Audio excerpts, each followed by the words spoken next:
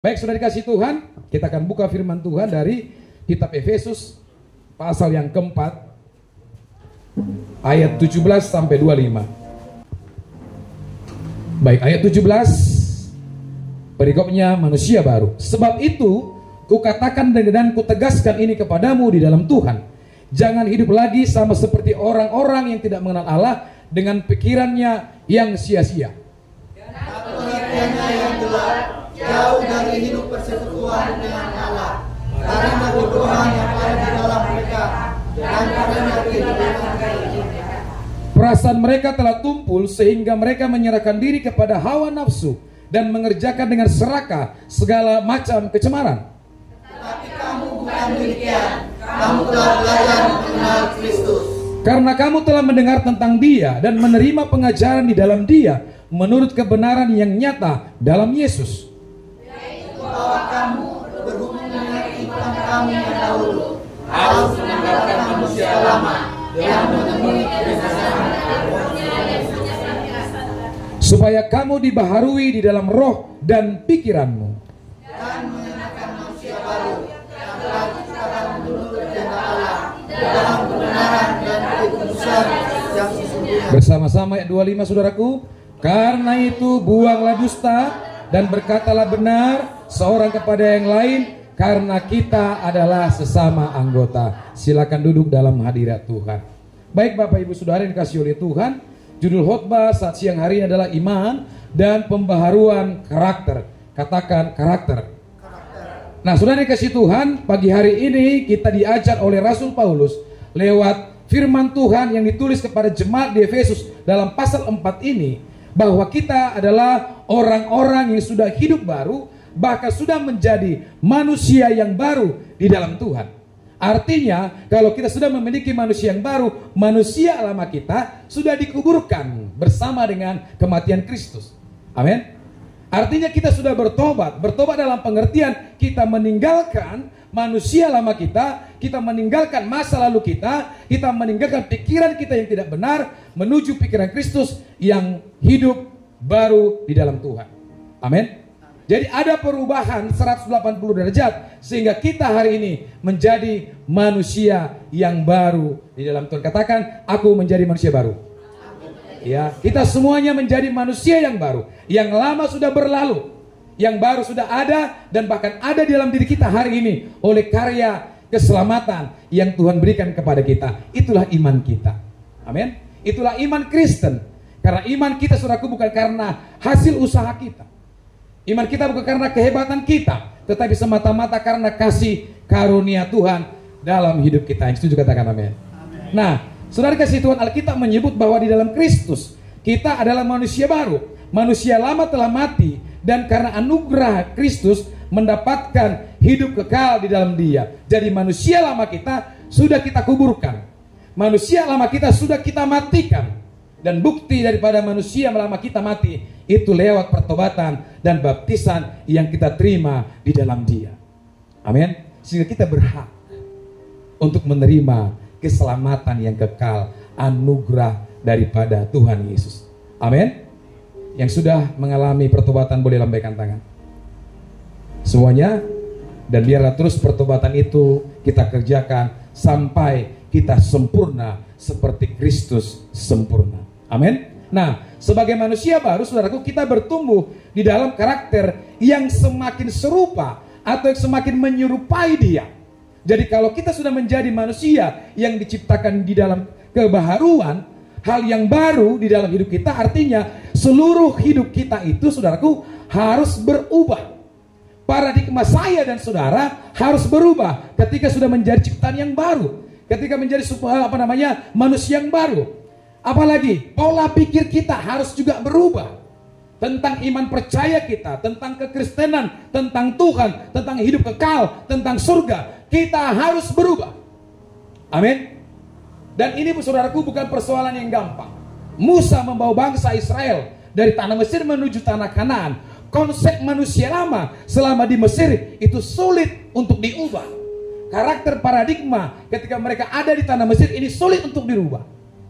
Sehingga Tuhan memberikan tongkat gembala itu kepada Musa untuk menuntun bangsa itu keluar dari tanah Mesir menuju tanah Kanaan. Karena apa? Kalau mereka, saudaraku, pola pikirnya masuk tanah Kanaan seperti di Mesir, maka mereka tidak akan diberkati, bahkan tidak boleh masuk kepada tanah perjanjian itu. Amin. Sama seperti kita. Kalau konsep kita tidak berubah tentang kealahan, tentang kekristenan, tentang hidup kita bersama dengan Tuhan, kita tidak dibenarkan masuk dalam kerajaan Tuhan. Amin. Jadi harus berubah paradigma yang kita waktu kita berada di Mesir, manusia lama kita, karakter kita yang enak-enak itu, kedagingan kita itu harus benar-benar diubahkan menjadi manusia yang baru. Katakan manusia yang baru. Saya manusia baru. Amin, saudara. Kita semua menjadi manusia yang baru. Artinya konsep, pemikiran, cara, bahkan dikatakan di sini karakter kita harus semakin menyerupai Dia. Apa sih karakter yang dimiliki oleh Kristus? Yang paling kita pahami bersama anak-anak Tuhan di seluruh dunia orang Kristen adalah kasih-Nya. Amin. Kasih apa? Ada 4 kasih. Tetapi yang dimiliki Yesus adalah kasih. Oh iya. Siapa yang agape tadi? Pak Batuara ya? 2 orang. Diberkatilah Bapak Ibu. Kasih agape. Apa saudaraku kasih agape ini? Kasih agape adalah kasih yang tidak mengharapkan imbalan. Kasih yang tidak mengharapkan jasa-jasa. Kalau saya sudah memberi kepada seseorang, jangan harapkan imbalan. Itulah kasih agape. Selama kita mengharapkan imbalan, saya berbuat baik kepada Pastor Tompul ini, saya mengharapkan timbal baliknya, itu bukan kasih yang sesungguhnya. Tetapi kasih yang sesungguhnya yang dimiliki Kristus adalah memberi seluruh hidupnya supaya saudara dan saya diselamatkan, dan Dia tidak pernah mengharapkan imbalan dari saudara. Amin. Persembahan yang kita berikan hari ini, apapun bentuk persembahan kita, bukan karena kita ingin membalas kebaikan Tuhan, tidak akan pernah bisa. Tapi kenapa kita memberikan persembahan? Karena karakter kita sudah diubahkan, pola pikir sudah diubahkan, maka kita memberikan itu karena bukti kita mengasihi Tuhan. Amin. Itu bukti. Jadi jangan coba-coba dengan persembahan apapun membalas kebaikan Tuhan, karena kasih-Nya dengan dunia ini pun tidak bisa dibayar. Amin. Itu Allah kita. Jadi karakter kita, saudaraku, ketika menjadi manusia yang baru harus diubahkan, harus serupa dengan Tuhan dalam hal kasih.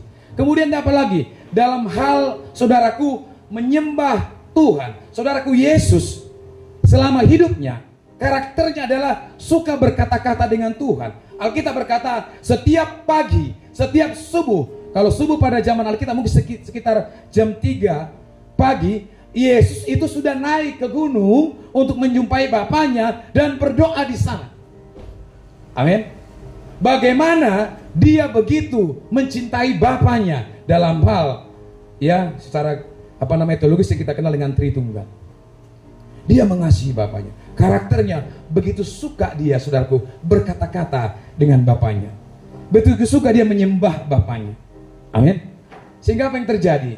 Dia kuat sampai menanggung beban itu, beban dunia ini, beban dosa itu di kayu salib 2000 tahun yang lalu. Tanpa kedekatan dia dengan Bapaknya, saya yakin kita tidak akan diselamat. Tapi dia mengenal Bapaknya, dan dia bilang, engkau dan aku adalah satu, aku dalam engkau, engkau di dalam aku. Kenapa Yesus berkata seperti itu? Karena apa? Ada hubungan yang erat, yang dekat, satu dengan yang lain di antara mereka. Amin, saudara. Jadi harus semakin serupa dengan karakter Tuhan, suka menolong, suka menyembah Tuhan, berdoa, dan lain sebagainya. Amin. Nah, selanjutnya, saudaraku, ciri-ciri karakter yang dibaharui adalah yang pertama, buka Efesus pasal 4, 17-19. Iya, kita akan lihat apa ciri-ciri manusia yang baru ketika kita sudah dibaharui. Ya, yang pertama kita baca dalam ayat 17 dan 19. Sama-sama. Sebab itu, kukatakan, terus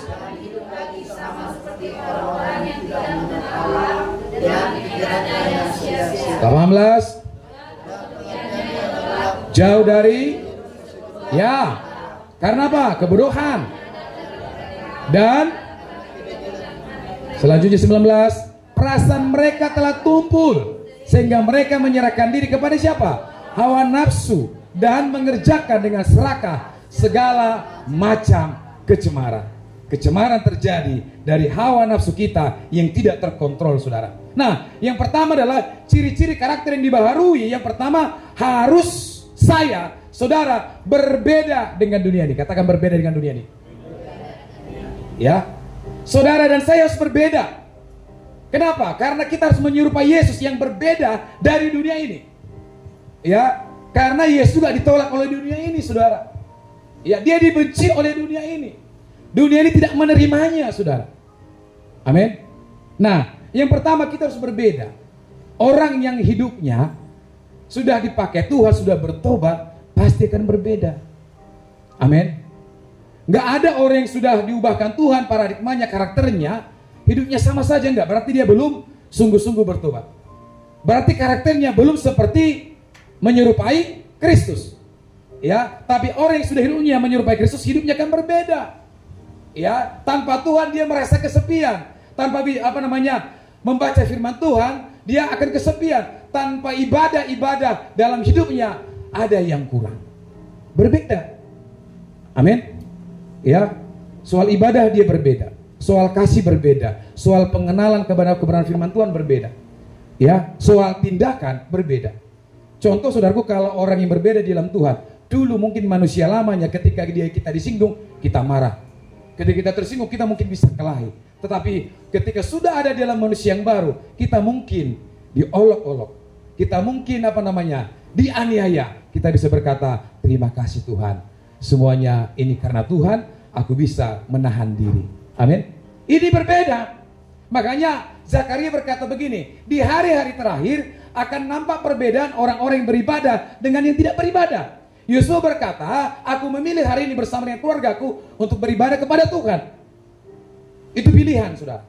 Jadi orang yang sudah karakternya serupa dengan Kristus, maka hidupnya pasti berbeda. Cara dia berkata-kata pasti berbeda. Dulunya manusia lama yang berkata kebun binatang dari perkataannya lidahnya, tetapi ketika sudah manusia baru, dia hanya berkata dan melepaskan berkat-berkat dari lidahnya. Amin. Nah, penulis kitab Efesus mengatakan bahwa dunia ini, saudaraku, mempresentasikan watak yang jahat. Apa yang dipresentasikan oleh dunia ini? Yang pertama tadi kita baca, pikiran yang sia-sia. Kira-kira pikiran yang sia-sia apa? Suka berangan-angan. Suka memikirkan pikiran-pikiran yang tidak baik, yang jahat. Ya, ini pikiran yang sia-sia. Setiap yang sia-sia, saudaraku, tidak ada hasilnya. Bahkan itu mungkin akan minus. Kemudian apa? Pengertiannya gelap. Jadi kalau sudah kita diubahkan oleh Tuhan, karakter kita semakin serupa dengan Kristus, pengertian kita tentang kebenaran firman Tuhan sudah menjadi terang. Ada penerangan di pikiran ini. Ada penjelasan di pikiran ini tentang setiap firman Tuhan yang diberikan kepada kita. Yang ketiga adalah apa yang dunia presentasikan lewat watak yang jahat, hati yang keras. Masih ada di antara kita hati yang keras? Gak ada ya? Di luar sana banyak. Ya, dengarkan firman Tuhan, gak mau terima. Dengarkan firman Tuhan, perkataan Tuhan, gak mau terima. Selalu mengeraskan hati. Amin. Amin. Kenapa orang Kristen sulit untuk atau sukar untuk memberi? Karena sebenarnya tidak mengerti, bahkan selalu mengeraskan hati. Karena gini, dari kecil, saudaraku, kita sudah dicekokin oleh orang tua. Bahkan sekeliling kita begini, kalau kita memberi dari dompet kita, dari kantong kita, kita sudah diberikan prinsip, berarti ada yang kurang. Ada pengeluaran. Betul kan? Betul, Pak? Betul kan? Paham ya? Kalau kita memberi berarti ada pengeluaran dari dompet kita, dari kantong kita. Itu prinsipnya, sehingga apa? Kita suka untuk memberi. Tetapi ketika kita sudah menjadi manusia yang baru, prinsipnya begini, ketika saya memberi keluar dari dompet saya, bukan lagi yang terjadi kekurangan, tetapi apa? Kelimpahan dan kesempurnaan. Amin. Kalau itu ada di konsep kita, maka kita tidak akan sukar untuk memberi. Amin. Hidup kita akan berlimpah, gereja ini akan berlimpah. Dan pelayanan akan bisa bergerak dengan dahsyat dan luar biasa dari dari kita kepada orang-orang di luar sana. Nah, jadi jangan mengeraskan hati. Orang yang mengeraskan hati tidak akan bisa menerima firman Tuhan. Nah, tadi saya duduk di situ waktu kita doa, ya, yang dipimpin oleh Pak Herbert.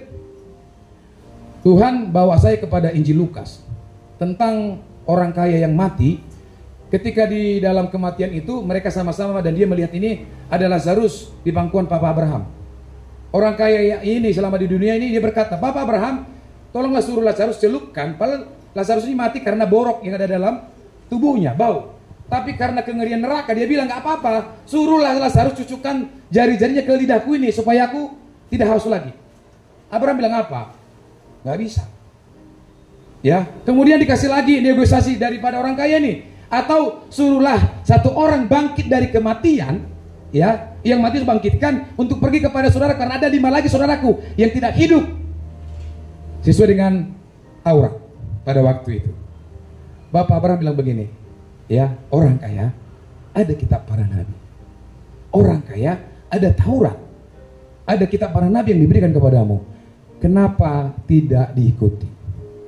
Ya, mungkin mereka melihat Taurat itu firman Tuhan, tapi apa? Mereka memiliki hati yang keras, sehingga itu menentukan kehidupan yang sebenarnya nantinya untuk setiap orang. Amin. Jadi kalau kita sudah memiliki karakter yang menyerupai dia, maka saudaraku, kita harus berbeda dengan dunia ini dan kita harus melembutkan hati kita. Pujian kita berkata, Bapa, lembutkanlah hatiku untuk dapat lebih mengasihimu. Sama-sama katakan, Bapa, bentuklah hidupku untuk dapat menjadi saksimu dan mengerti rencanamu. Nah, itu tunda kurs. Jadi tanpa kita memberikan kelembutan hati kepada firman, maka sampai kapanpun saudara, sekalipun kita STH, ikut sekolah Alkitab sampai puluhan tahun, tidak akan bisa ngerti. Amin. Jadi ketika kita mendengarkan suara Tuhan, firman Tuhan, saya percaya hati kita yang keras ini akan diubahkan. Ya, yang terakhir dari poin yang pertama ini, apa yang harus kita berbeda? Saudaraku, tadi dikatakan bahwa dunia ini sedang mempresentasikan watak yang jahat. Yang ketiga, yang keempat adalah di sini bodoh. Ya, Tuhan tidak mau saudaraku kita menjadi orang yang bodoh. Ya, tapi biarlah dunia ini memandang kita bodoh. Tetapi jangan bodoh maksudnya di dalam pemahaman karakter, dalam kebenaran firman Tuhan. Jangan kita miskin dalam firman Tuhan. Boleh-boleh saja anak Tuhan miskin dalam ekonomi, miskin dalam dalam pakaian, miskin mungkin dalam rumah, miskin dalam segala hal. Tapi jangan kita miskin terhadap dan bodoh terhadap apa? Kebenaran firman Tuhan. Amin. Kita harus berusaha mengubah cara bodoh ini. Saudara, kita harus berusaha untuk apa? Belajar dan belajar. Ya, bahasa di Kampung Bahari bilang long life education. Ya, sepanjang hidup harus belajar.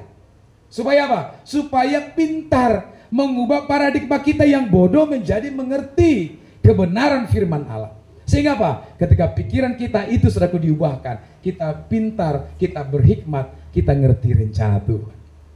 Kita memahami pikiran Tuhan. Kita mengetahui rencana Tuhan, visi Tuhan dalam hidup kita. Ke depan ini bagaimana Tuhan? Ya, tentunya itu dengan pikiran-pikiran yang penuh dengan hikmat dan kepintaran yang daripada Tuhan. Perhatikan orang-orang Israel. Ya, dan orang Kristen. Kemarin seorang Muslim di medsosnya saya tonton dan dia dibenci oleh saudara Simannya. Data membuktikan saudaraku, di dunia ini datanya akurat dan bisa dipertanggungjawabkan.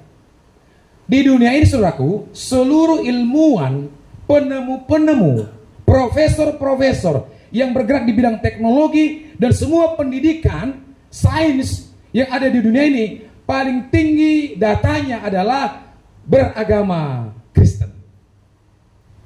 Amin. Paling tinggi itu nanti googling saja. Ya, yang kedua, ya, yang paling tinggi yang beragama ya Yahudi. Orang yang bisa memenangkan sains Nobel, ya, kemudian temuan-temuan dan lain sebagainya yang bermanfaat untuk alam semesta. Ya, saya tidak bahas selanjutnya. Ada Buddha, ada ateis dan lain sebagainya. Tapi yang saya lihat nomor satunya diduduki oleh orang-orang Kristen. Ini membuktikan kalau kita hidup di dalam Tuhan, karakter kita sesuai dengan karakter Kristus, menyerupai Dia, kita tidak akan menjadi orang yang bodoh. Amin. Saya teringat anak-anak tadi yang kita doakan. Saya tidak melihat bagaimana mereka sekarang, karena ini yang kualami di TK kita di Anggur Baru. Anak-anak yayasan itu, saudaraku, ketika kita doakan dan didoakan setelah proses belajar mengajar, sebelum belajar itu banyak yang juara. Juara 1, juara 2. Ini sudah 9 angkatan. Ya. Mereka setiap angkatan itu pasti ada yang juara. Karena apa? Ada hikmat, ada urapan Tuhan, ada perbedaan yang Tuhan lakukan antara anak-anak ini dengan anak-anak yang tidak beribadah. Makanya saudaraku, para orang tua, ketika sudah dikatakan oleh hamba Tuhan, yuk anak-anak bawa saja. Ya. Jangan lihat bagaimana mereka sekarang, tapi lihat apa? 5-10 tahun lagi. Amin. Ya, saya sudah rasakan, saudara. Ya, Yosia itu masih dalam kandungan, Pastor Sin dari Korea itu mendoakan. Si Grace ini juga, si Bram juga. Selama mereka anak-anak selalu didoakan hamba Tuhan. Selalu kami doakan. Nah, saya percaya, saya tidak melihat mereka sekarang, tapi lihat 5-10 tahun lagi anak-anak kita ini akan menjadi anak-anak yang hebat yang Tuhan pakai untuk kemuliaan bagi nama Tuhan. Amin. Jadi kalau ayo anak-anak bawa saja, kalau nggak bisa sendiri, ibunya juga atau bapaknya ke depan. Amin. Pasti akan diberkati oleh Tuhan. Nah, selain itu saudaraku, mereka juga memiliki perasaan yang tumpul. Yang tadi ya, dunia ini perasaannya tumpul. Melihat orang susah dia tumpul. Ada tetangga yang nggak makan dia tumpul. Ya kasihnya tumpul. Nggak peduli saudara. Nah ini orang-orang hidup dalam dunia. Kemudian apa? Menyerahkan hawa nafsu dan melakukan kecemaran dalam hidup mereka. Hidupnya cemar. Namanya cemar. Ya. Ini kan nama baik ini perlu dipertahankan. Supaya nama baik kita sampai mati baik, maka jangan hidup dalam hawa nafsu dan kecemaran. Ya, jauhkanlah perjudian dari hidupmu. Jauhkanlah perzinahan. Jauhkanlah nongkrong-nongkrong dengan para penghujat. Jauhkanlah, saudaraku, berduduk dengan orang-orang pencemooh yang mencemooh Tuhan dan firman Tuhan. Jangan mau hidup dalam kecemaran yang dasarnya dari dunia ini. Efesus 2 ayat 1-10.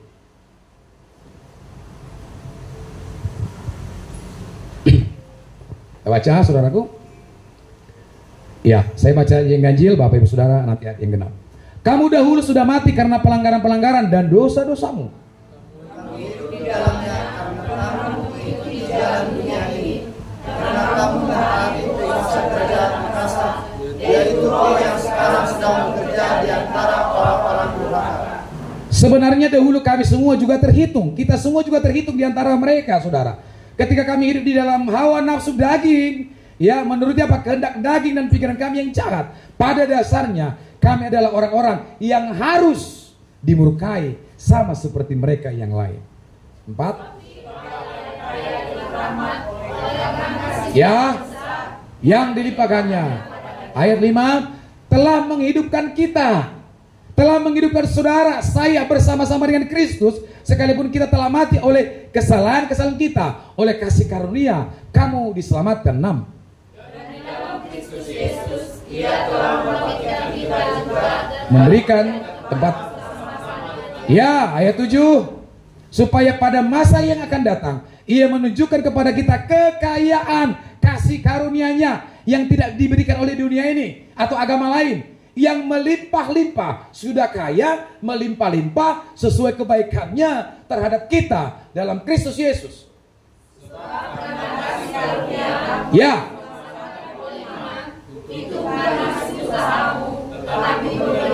Ya, ayat 9. Itu bukan apa? Hasil pekerjaanmu dan pekerjaanku. Jangan ada orang yang memegahkan diri bersama-sama. 10.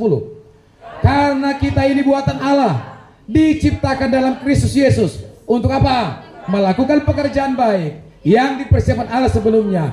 Ia mau supaya kita hidup di dalamnya. Tepuk tangan untuk Tuhan. Amin. Nah, sebagai manusia baru, kita harus, ya perhatikan, sebagai manusia baru, saudara dan saya harus berseberangan dengan sifat atau tindakan dunia ini. Amin. Kalau saudara masih kompromi dengan dunia ini, saudara belum menjadi manusia yang baru, belum menjadi ciptaan yang baru. Ya, tapi kalau saudara sudah melawan arus dunia ini, sudah saudaraku berseberangan dengan sistem dunia ini, berarti saudara sudah memiliki karakternya Kristus. Amin. Dunia ini mengajarkan pelit. Dunia ini mengajarkan kita nabung supaya kaya. Hei saudaraku, kekayaan kita tidak bisa menyelamatkan kita. Itu orang kaya yang bersama Lazarus. Jabatan kita nggak bisa menyelamatkan kita. Hobi kita, ya, nggak bisa menyelamatkan. Gereja kita nggak bisa menyelamatkan.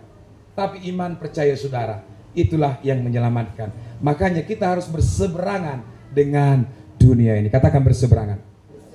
Saya harus berseberangan dengan dunia ini. Ya, jangan serahkan imanmu kepada dunia ini. Jangan serahkan kekudusanmu kepada dunia ini. Nah, posisi kita sudah berbeda dengan mereka yang belum mengalami penebusan. Saudaraku, agama di dunia ini yang punya konsep penebusan itu hanya Kristen. Amin. Mungkin kita ini ada tempatnya sudah belajar agama A, B, C, D. Saya mau berani katakan, hanya dalam Kristen yang ada konsep penebusan. Amin. Betapa hebatnya Allah kita. Betapa luar biasanya dia. Ya, gak ada penebusan di tempat yang lain. Maka saudaraku jangan pergi ke tempat itu. Karena yang ada di sana adalah kegelapan dan kengerian. Kegelapan dan kengerian. Di dalamnya hanya ada terang dan ada keselamatan. Makanya saudaraku, apapun yang kita alami. Tadi WL bawa pujian The Goodness of God. Ya, itu lagu favorit saya. Saya bawa pada Natal GBI tahun lalu di Comfort Ballroom itu. Saya bisa rasakan lawatan Tuhan. Ya, bahwa tiada Tuhan yang sebaik Dia. Ku puji ho dengan basam tuau. Ya, Dia sudah baik, berarti kita harus puji Dia. Nah Bapak Ibu, apapun keadaanmu hari ini, engkau mungkin bisa miskin, kau bisa susah, kau bisa ribut dengan suamimu, ribut dengan istrimu, ribut dengan bosmu, ribut dengan pendeta, ribut dengan pelayan, tapi kebaikan Tuhan harus saudara puji. Amin. Tapi kebaikan Tuhan harus saudara balas dengan apa? Engkau nyembah Tuhan. Kalau saya katakan, jangan penyembahan kita ini diatur keadaan kita. Jangan kita menyembah Tuhan karena mut-mutan. Enggak. Kita masih bayi rohani, tapi kita sudah menjadi orang-orang yang dewasa di dalam Tuhan. Amin. Amsal katakan, besi itu menajamkan sesamanya. Besi, ya, besi menajamkan besi, manusia itu menajamkan sesama. Kalau itu Tuhan izinkan terjadi, kita doa sungguh-sungguh supaya Tuhan berikan kekuatan. Amin. Jadi jangan tinggalkan penyembahan kita. Jangan tinggalkan ibadah kita karena masalah-masalah recehan, saudara. Kita harus lebih tetap semangat melayani Tuhan. Amin. Ya, boleh mungkin sekarang kita gak punya kerjaan. Bapak Ibu Saudara juga gak tahu saya gak punya uang. Tapi karena kita sudah sepakat memberikan persembahan dan menabur untuk Natal, saya bilang sama istri tadi, berapa mam kita kasih? Sekian. Enggak, naikkan Pak. Gak ada uang. Percaya, Tuhan pasti tolong. Ya, amin Bapak Ibu. Karena apa? Tuhan menuntut kita, kalau kita sudah menjadi hamba Tuhan, harus menjadi role model. Amin. Kalau saya hancur-hancuran di sini, kalau hidup saya terlalu cemar, kira-kira saudara mau ikut saya enggak? Enggak. Tapi kita harus berusaha untuk menjadi contoh teladan, role model bagi orang lain, bagi teman, bagi istri, bagi anak-anak, dalam segala hal. Amin. Amin. Ke depan, terus kita upgrade, kita update. Ya, supaya kita terus menjadi orang-orang yang bisa dipercaya oleh Tuhan. Jadi yang pertama adalah harus berbeda dengan dunia ini. Harus berseberangan dengan dunia ini. Yang kedua, ciri-ciri karakter yang dibaharui oleh Tuhan. Ayat 20 dan 21 Efesus pasal 4. Kita baca bersama, tetapi kamu bukan demikian. Kamu telah belajar mengenal Kristus. Karena kamu telah mendengar tentang Dia dan menerima pengajaran di dalam Dia menurut kebenaran yang nyata dalam Yesus. Nah yang kedua, ciri orang yang dibaharui karakternya adalah bergiat dalam pengenalan pada Kristus. Saudaraku, hari Minggu gak cukup untuk beribadah. Amin. Ya, ke depan ada banyak metode-metode yang kita lakukan, kegiatan kita lakukan, bagaimana kita bisa bergiat di dalam Tuhan. Tetapi sebelum itu terjadi, saudara, saya dan saudara harus benar-benar punya semangat, punya effort, punya usaha untuk bergiat, untuk mengenal Kristus. Kalau saudara tanya saya bagaimana caranya, Pak, saudara harus belajar firman Tuhan. Ketika saudara baca firman Tuhan, ya, nggak ngerti, mungkin searching di Google, nggak ngerti juga, boleh tanya saya. Ya, boleh tanya hamba-hamba Tuhan. Artinya apa? Hidup kekristenan saya sekarang ini ditentukan pengenalan saya akan Dia. Ya, saya cerita semalam dan saya cerita hari ini kepada saudara. Gereja yang saya tinggalkan, kenapa saya tinggalkan? Karena saya diambil pelayanan saya sudah berpuluh tahun di situ. Roh Kudus, manusia, mau pendeta, mau apa jabatannya, ketika saya sudah diurapi, dipanggil Tuhan melayani, saya tidak mau stop untuk melayani. Ya, kenapa? Saya punya pengenalan yang khusus dengan Tuhan. Ya, saya tidak mau. Kalau saya di stop di gereja A, ada banyak pelayanan saya lakukan untuk melayani banyak orang dan melayani Tuhan. Amin. Ya, kalau sudah panggilan itu begitu kuat, kalau sudah pengenalan itu begitu kuat dalam diri kita, saudaraku, sistem dunia ini termasuk sistem gereja gak bisa menghalangi kita untuk dibilang bersama Tuhan. Makanya di beberapa hamba Tuhan di tempat kita ini saya bilang jangan lihat organisasi gereja. Ya, itu gak bisa menyelamatkan saudara. Hei, kami sudah pernah melayani, ayo melayani lagi bagi Tuhan. Jangan lihat itu. Karena gerejamu, gerejaku gak bisa selamatkan kita nantinya kalau sudah datang hari itu. Amin. Jadi pengenalan akan Kristus, saudaraku, menentukan cara kita beribadah kepada Tuhan, menentukan cara pola pikir kita kepada Tuhan. Ya, saya walaupun dibenci orang, walaupun dikata-katain orang, walaupun contohnya, wah percuma hamba Tuhan apa, saya tidak mau tahu. Ya, saya mau sampai Tuhan panggil setia melayani Tuhan. Jadi miliki pengenalan yang benar. Ya, nah Bapak Ibu Saudara sekalian, ya, beberapa bulan yang lalu saya hanya satu kali pelayanan di tempat ini karena pekerjaan. Saudara tahu, saya bergumul dengan Tuhan. Saya banyak diskusi dengan Tuhan. Kenapa dulu ketika saya 5 hari bekerja, 8 jam, Tuhan tidak panggil saya buka pelayanan? Ya, kenapa sekarang ketika sudah pelayan bekerjanya, haleluya. Seperti lagunya, siapa tahu? Lagu anak band itu. Pergi pulang pagi hanya untuk mencari, ya, pergi pagi pulang malam. Tetapi harus saya tunduk kepada pimpinan itu karena saya hamba Tuhan. Nah, saya bergumul, Tuhan bagaimana caranya ini? Perhatikan, orang yang mengenal Tuhan, apapun keadaannya, dia akan terus bergumul dengan Tuhan. Saya bilang bulan depan, kasih saya cara. Dan saya berdoa. Dan 3 minggu berturut-turut Juli ini, saya bersama saudara. Tuhan baik. Dan dia tegur banyak orang dengan caranya. Ya, karena saya punya prinsip, saya nggak mau atur Tuhan. Saya yang harus Tuhan atur. Karena saya atur Tuhan, hidup saya akan kebablasan. Tapi kalau Tuhan sudah atur saya, hidup saya akan damai sejahtera. Amin. Dan semalam, ya, Pak Tua, besok masuk nggak? Nantilah saya beritahu.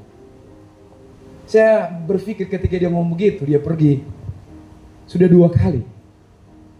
Ya, saya hanya bisa terima kasih Tuhan. Engkau yang bekerja lewat hidup bos saya ini. Saya WA tadi malam setelah doa. Ketua, ya, silakan ketua yang masuk. Saya pelayanan dulu. Oke Tuhan. Tepuk tangan untuk Tuhan. Amin. Kalau kita memiliki pengenalan dengan Tuhan, itu akan membuat kita semangat. Ya, walaupun schedule-nya sudah bisa berubah karena dia punya otoritas untuk itu. Nah, saudaraku, kita harus bergiat. Ya, jangan sampai saudaraku laporan FA yang saya baca 2 orang pria, ya, nggak ada pria, kebanyakan ibu-ibu terus, ya. Jadi mungkin nanti ibu-ibu yang banyak masuk surga ini, nggak ada amin ya. Tapi janganlah ya. Doakan ibu-ibu, suamimu juga bersama-sama masuk surga. anak-anak kita. Amin. Ya, itu hanya candaan saya. Nah, kita harus memiliki, saudaraku, ya, kegiatan atau bergiat dalam pengenalan Tuhan dengan benar. Sukailah hal-hal yang rohani, karena itu yang membawa keselamatan kekal bagi saya dan saudara. Saya punya hobi badminton dan olahraga, ya, tapi saya tidak mau diatur oleh itu dalam hal beribadah. Kalau boleh Tuhan izin hari Minggu, tolong jamah pimpinan saya begitu, ya. Tetap kita berdoa, tetapi pun pada aktualnya ada perubahan, kita harus tetap syukuri kepada Tuhan. Harus bergiat dalam pengenalan pada Kristus. Itu adalah contoh, ciri-ciri orang yang karakternya semakin menyerupai Kristus. Selain secara negatif menolak hal-hal duniawi, manusia baru di dalam Kristus adalah mereka yang secara positif mengejar pengenalan akan Kristus. Saya katakan tidak cukup hari Minggu, ini terbatas. Sekarang sudah hampir setengah 12. Terbatas saya menyampaikan pengajaran pengenalan akan Tuhan. Jadi yang paling tepat adalah saudara baca firman Tuhan di rumah. Kalau ada pengajaran-pengajaran di YouTube yang selaras dengan kebenaran firman Tuhan, bacalah. Ya, renungkan apa maksud Tuhan. Oh, Tuhan itu rupanya begini. Karena memang ya seperti itu Tuhan. Harus benar-benar kita tahu surat cintanya itu, supaya bisa mengubah seluruh pengenalan kita kepada Dia. Amin. Nah, cara yang dinyatakan ya dalam ayat 21 adalah dengan menerima pengajaran dalam Dia menurut kebenaran di dalam Kristus. Makin kita bertumbuh saudaraku dalam Tuhan, ya, dalam pengenalan akan firman Kristus, kita juga akan makin mengenal Dia. Dengan demikian kita akan memiliki karakter yang semakin serupa dengan Kristus. Jadi harus masuk dalam pengajaran. Amin. Makanya selalu saya katakan, karunia Tuhan juga termasuk pelepasan. Kesembuhan ilahi juga adalah karunia daripada Tuhan. Tetapi saya rindu visi kita di gereja kita ini, saudara harus memiliki pengenalan yang benar. Amin. Tentang Kristus harus sungguh-sungguh memiliki. Karena mukjizat belum tentu bisa selamatkan kita kalau kita mati. Saya melihat di beberapa KKR, crusade, saudaraku, ketika altar call opening, saya lihat ada banyak hanya itu-itu saja yang didoakan, tetapi karakternya tidak berubah. Ditompangi tangan tumbang, ditompangi tangan bergetar-getar, tapi hidupnya nggak berubah. Karena apa? Ininya tidak diubah. Paradigmanya, pengenalannya dengan Tuhan tidak diubah. Jadi ketika kakek hanya rebah saja, tapi karakter nggak berubah. Saudaraku, itu tidak terlalu penting, walaupun itu salah satu karya Tuhan. Amin. Tapi ketika kita memiliki pikiran dan pengenalan yang benar akan Kristus, maka hidup kita akan diubahkan. Amin. Kita akan semangat di dalam pengenalan Tuhan, belajar sungguh-sungguh. Karena memang kita lihat di gereja-gereja, kalau sudah pengajaran tentang firman Tuhan, itu banyak yang ngantuk.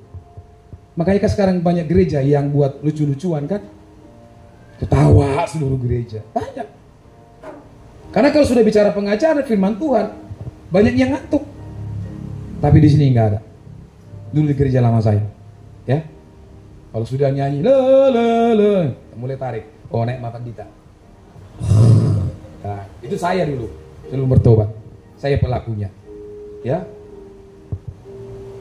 Tapi kalau kita sudah memiliki pengenalan, pasti akan berubah. Telinga pendengaran kita, mata kita akan tertuju kepada Tuhan. Amin.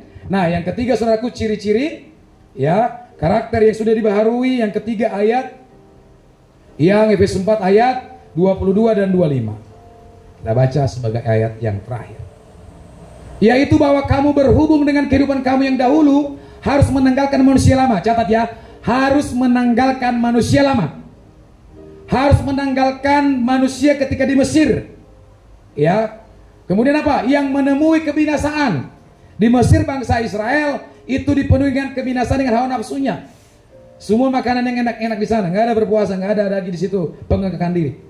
Ya, mereka menyembah ilah-ilah lain orang-orang Mesir. Ya, itu harus ditanggalkan dan ditinggalkan.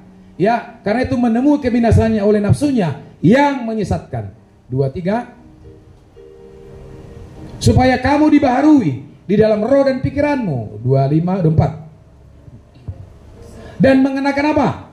Manusia baru yang telah diciptakan menurut kehendak Allah di dalam kebenaran dan kekudusan yang sesungguhnya. Terakhir, karena itu buanglah dusta dan berkatalah benar seorang yang lain, karena kita adalah sesama anggota. Yang ketiga adalah bertumbuh sebagai manusia yang baru. Katakan, saya bertumbuh. Saudara harus tahu bahwa saudara bertumbuh. Ya.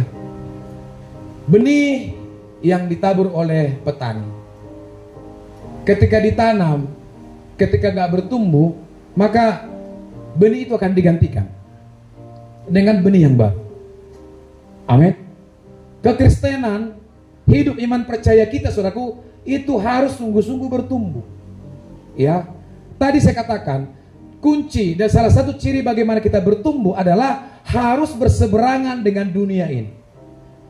Amin. Ya, ciri-ciri orang bertumbuh harus mengalami aniaya, penderitaan, harus mengalami beban hidup supaya kita bisa mengalami manusia yang baru. Seperti orang Mesir ketika di tanah Mesir, orang Israel di tanah Mesir, saudaraku, mereka dikekang. Gak ada pertumbuhan tentang ketuhanan Allah di sana. Tidak ada pertumbuhan kerohanian di sana. Mereka di Mesir tidak lebih daripada seorang budak saja.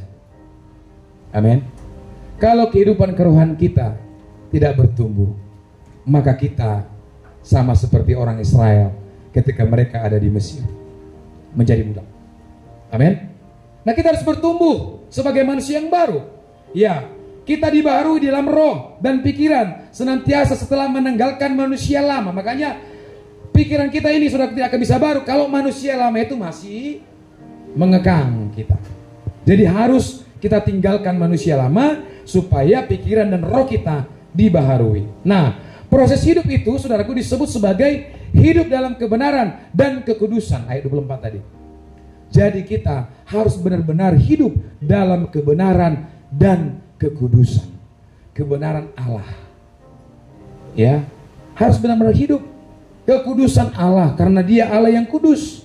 Ya, yang kudus saja bisa bertemu dengan yang kudus. Ya, makanya setiap hari, setiap sebelum pelayanan kita berdoa, Tuhan kuduskan kami, kita urapi supaya apa? Allah menerima kita menjadi pelayannya. Kita hidup dalam kekudusan dan kita dilayakkan untuk melayani Tuhan. Amin. Ya. Dan lewat kekudusan itu, maka manusia lama kita, pikiran lama kita akan ditanggalkan. Amin.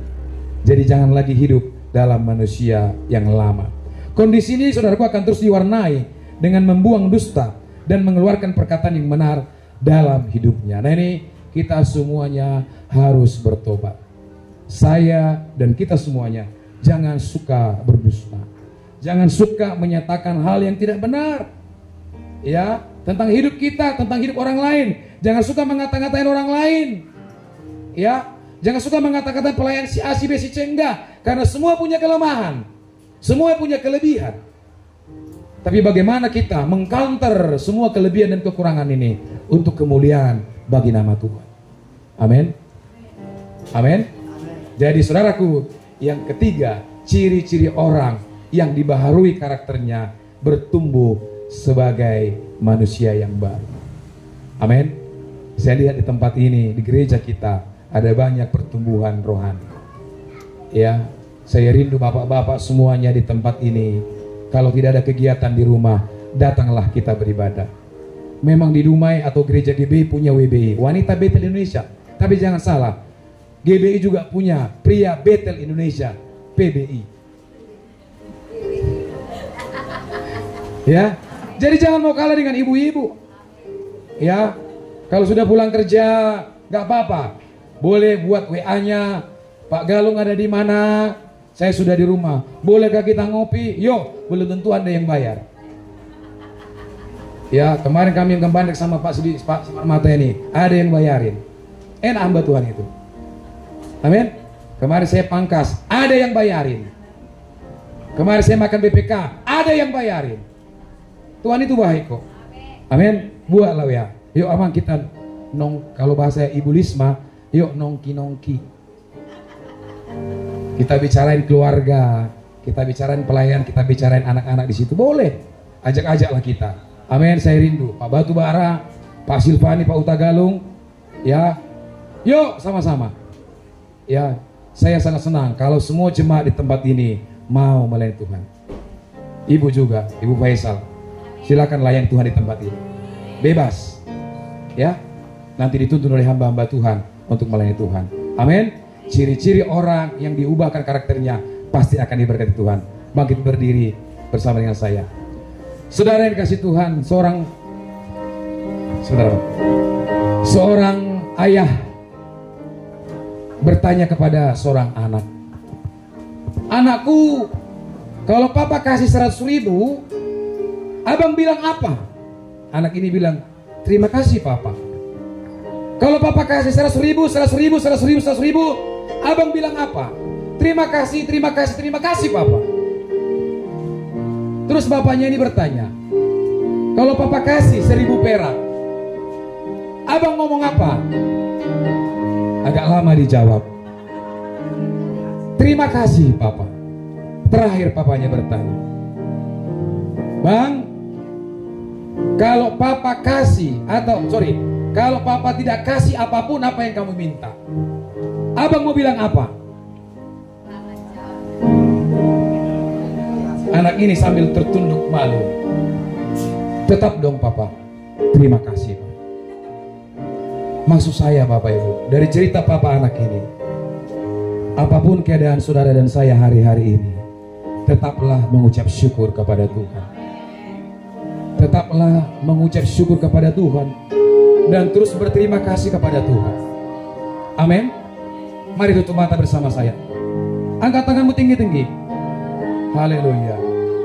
Semuanya tinggi-tinggi angkat tangannya. Ku kan berdiri di tengah badai dengan kekuatan yang kau berikan, sampai kapanpun ku kan bertahan karena Yesus karena Yesus selalu.